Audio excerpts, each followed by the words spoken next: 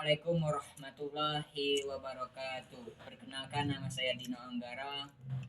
NIM saya 2302 Di sini saya akan menjelaskan materi kebenaran Al-Quran, semua aspek kehidupan.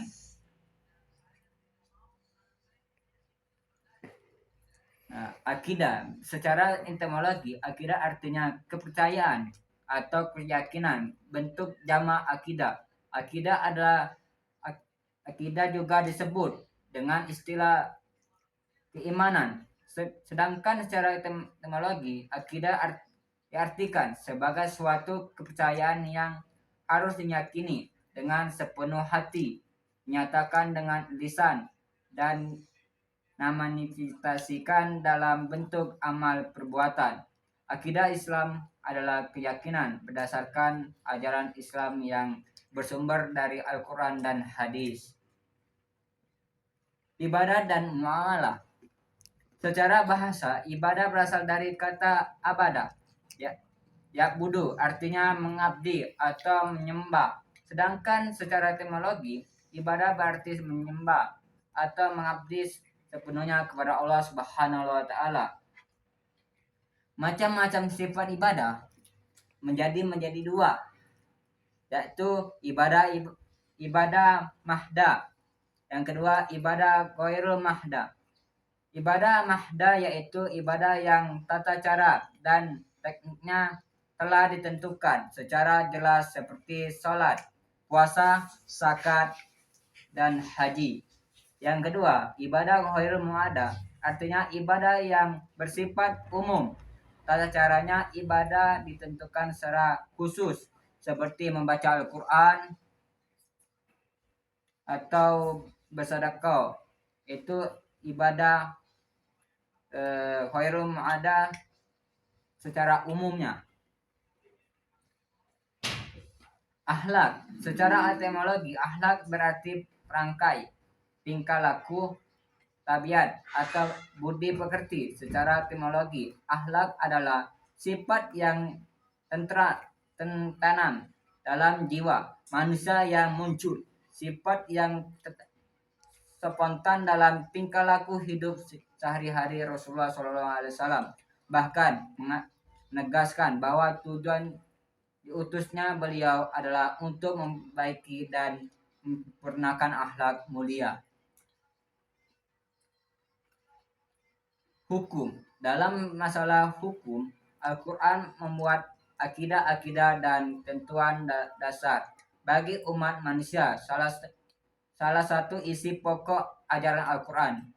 Ini tujuan untuk memberikan pandangan kepada umat manusia agar kehidupan menjadi adil, aman, tentram, teratur, sejahtera, bahagia, dan selamat di dunia maupun di akhirat.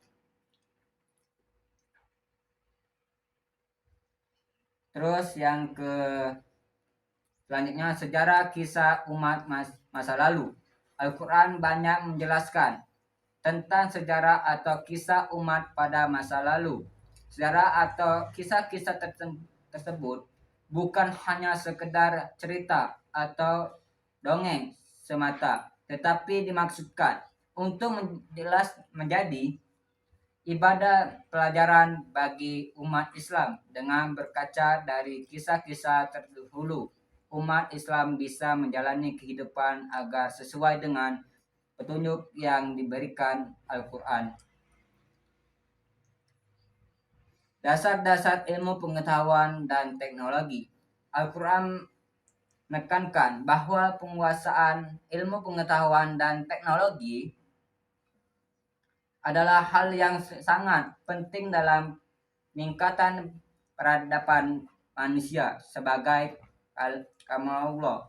Al-Quran banyak mengandung ayat-ayat membuat pengetahuan dan teknologi karena Al-Quran adalah kitab suci yang ilmiah, mengetahui dan teknologi yang tersirat dalam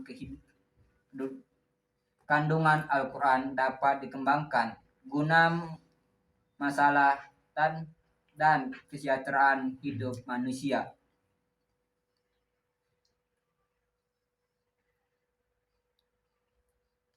Baik, yang perilaku orang-orang menjadikan Al-Quran sebagai pedoman hidup.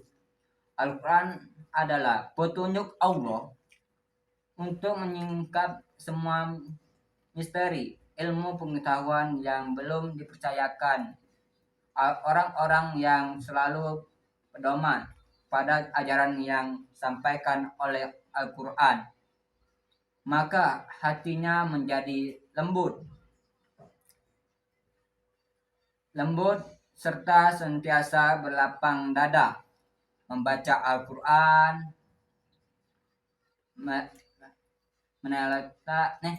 menelaah, menganalisa, memahami, dan mengamalkan Al-Quran dalam kehidupan sehari-hari. Baik, yang penjelasan saya tadi, apabila ada kurang dan lebihnya saya minta maaf kepada Allah Subhanahu wa taala. Wassalamualaikum warahmatullahi wabarakatuh.